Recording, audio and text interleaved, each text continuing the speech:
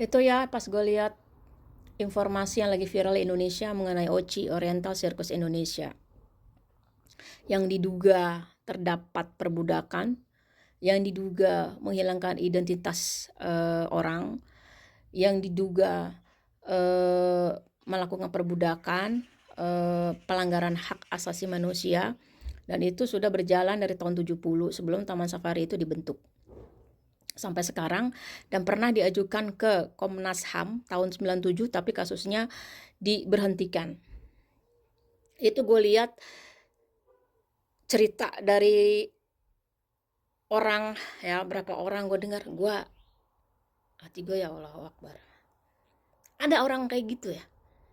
Ada orang kalau ini terbukti ya betul adanya tindakan penindasan penganiayaan antara manusia dan menganiaya manusia lagi. Gue nggak paham kalau ini terbukti ya. Kalau ini terbukti, ini kan baru praduga, dugaan ya, dugaan melakukan pelanggaran hak asasi manusia. Gue nggak ngerti itu, hatinya tuh terbuat dari apa? Gue rasa itu kalau terbukti itu terjadi, itu hatinya terbuat dari kerak api neraka. Ya, gue nggak bisa bayangin orang disetrum alat kelaminnya. Gue gak bisa bayangin orang dirantai gajah. Gue gak bisa bayangin orang dijejelin tai gajah. Orang dipaksa diculik dari keluarga. Kalau gue bilang maaf ya, itu diambil dari keluarga-keluarga. Ya katanya sih yang gue dengar dari panti asuhan. Itu menurut podcast ya. Informasi ini gue dapat dari podcastnya. Dari keluarga, terusnya dididik untuk menjadi sirkus. Padahal dia melakukan sirkus itu bukan dari hatinya, karena keterpaksaan. Karena kalau gak mau dilatih katanya disiksa habis-habisan. Dan udah beberapa kali dari karyawan OCI-nya ini sudah melarikan diri, ketangkap lagi. Kalau ditangkap lebih parah lagi siksaannya. Itu tuh orang itu apa gak ada rasa empatinya gitu. Dia gak ngerasa kalau kita sebagai manusia dicubit, kita mencubit lagi, dicubit lagi, dia ada rasa sakit ya. Harusnya dia tuh merasakan apa yang kita lakukan dirasakan juga sama orang lain. Kita mencubit orang sakit, kita juga dicubit orang juga sakit. Apalagi memperlakukan orang seperti itu. Apalagi dari 3 tersangka ya yang dituduhkan ya. Gue gak sebutin namanya karena ini belum terbukti. Ada istrinya juga yang kerja sama. Di otak gue ada ya seorang suami istri itu bekerja sama melakukan tindakan penganiayaan, perbudakan, kerjasama pasangan suami istri untuk melakukan tindakan-tindakan sekeji itu sama orang lain. 97 kasus ini udah dilapor ke HAM, mentok. Udah ya, kalau rakyat jelata kayak kita, rakyat kecil kayak kita, mentok sama orang yang banyak fulus, mentok sama orang yang punya kekuasaan. Mau jadi apa negara kita ini? Nah, yang dirugikan itu masyarakat banyak, yang dirugikan itu orang-orang kecil, rakyat jelata kayak seperti kita ini. Yang diuntungkan siapa? Yang diuntungkan orang-orang yang berduit. Hanya segelintir orang-orang yang punya duit dan segelintir orang yang punya kekuasaan. Dan untuk gue pribadi ya, gue gak bisa bayangin gitu ya, kalau gue ngerasain kayak gitu ya. Terus gue tuh udah 12 tahun tinggal di Eropa. Kalau kejadian ini benar mentok karena faktor kekuasaan, kalau ya, gue pakai kata kalau ya, gue meninggalkan negara gue udah 12 tahun walaupun gue setahun sekali pulang. Gak ada perubahan.